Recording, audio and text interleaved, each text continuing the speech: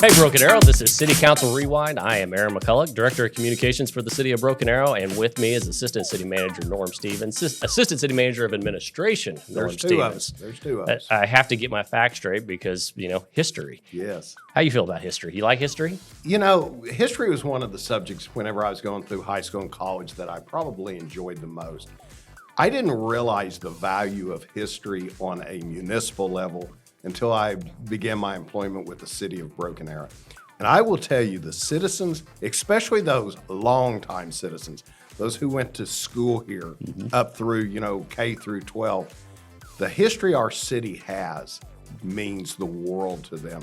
And I'm really excited about what you and I are getting ready to talk about, because we're talking about preserving some of that history. Improvements, but still, keeping the history that is such a vital part of our citizens growing up in their lives. That's right. And these next two items, what you just said, City Council made a point on Tuesday night to say this is really important to preserve this part of Broken Arrow's history. And we're talking about the grain elevator. Yes. And we're talking about a tree in the southwest corner of the intersection of Commercial and Ash over there.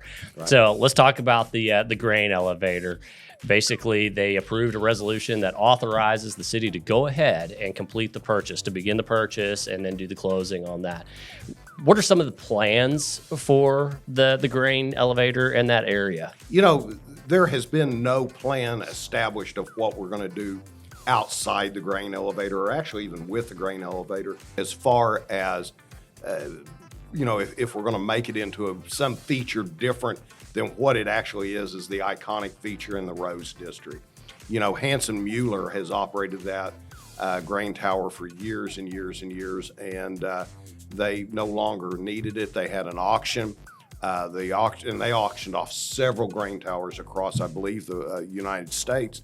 And we want to keep that grain elevator so that it never is torn down, that it will always be that one thing that everybody remembers in the Rose District. Several things have been talked about as far as the land around it. And Hanson Mueller owns some of the land. Union Pacific still owns other parts of that land, and we'll have to deal with them to get that purchased, but that's going to happen. But there has been talk, and it's been simply talk, about expanding the farmers market into that area, creating additional parking, which will help everyone who wants to come visit our award-winning Rose District. But nothing has been settled on that. This is definitely what we're going to do. So the purchase isn't finalized yet. We still have to go through closing and that sort of thing, just like you have to do with a house. Right. But they've accepted our offer, and so we will be doing the transaction here very quickly. Fantastic, and we'll let everybody know.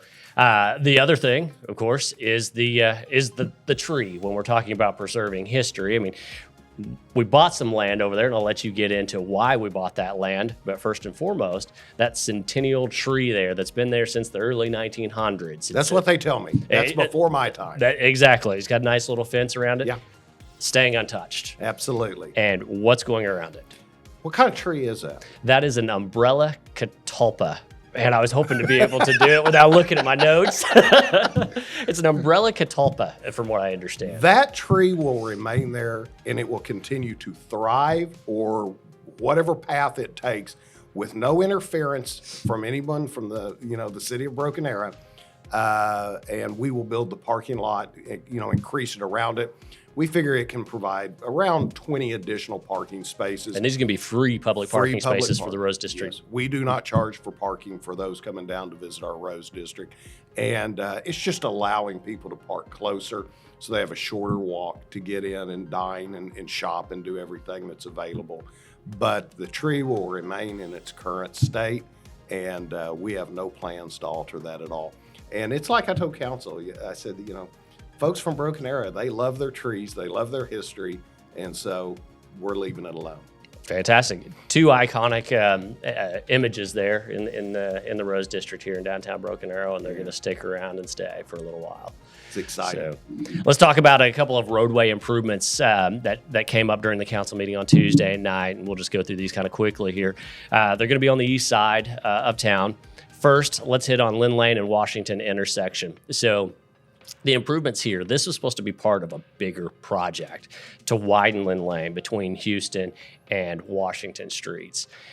There's a railroad that's kind of on that north end there, closer to Houston, and so you have to go through some reviews with the railroad in order to go over their property and that sort of thing.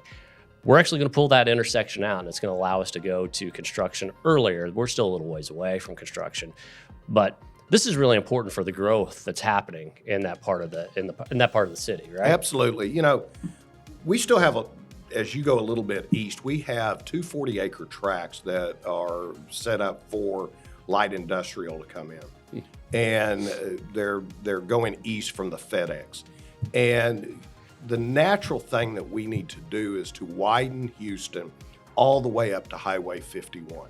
We want to be able to, get those trucks that are coming out, whether it's FedEx, whether it's the other companies that will soon locate on the 2 separate 40-acre tracts, and allow them quicker, easier, safer access to Houston so that they can go about their business.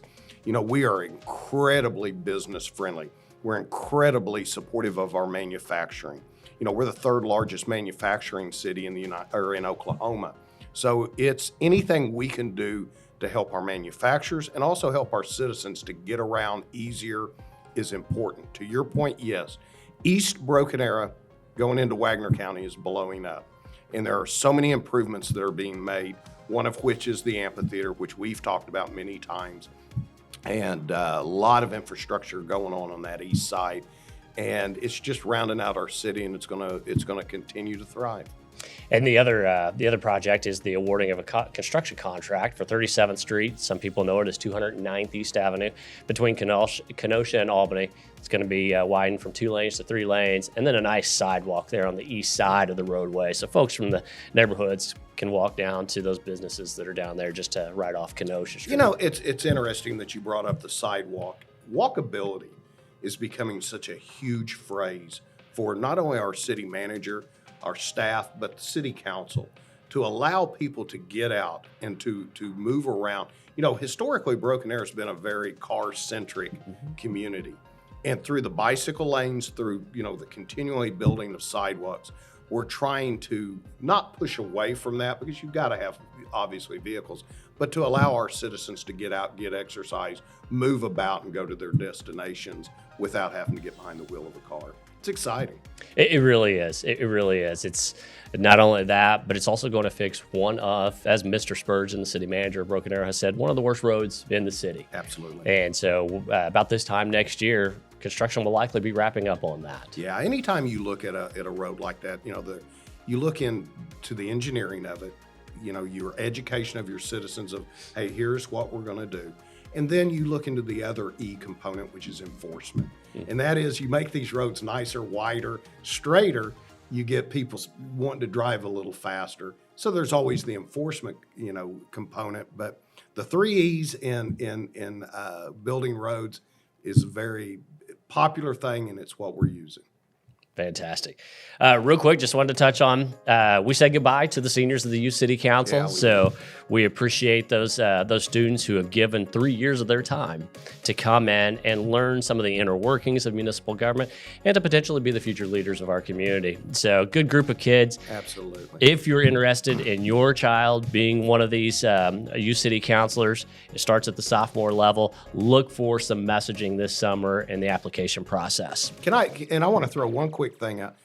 All of our counselors are involved with the Youth City Council, up to and including Counselor Green, who's the newest member of our council. But I want to give a shout out to Counselor Johnny Parks.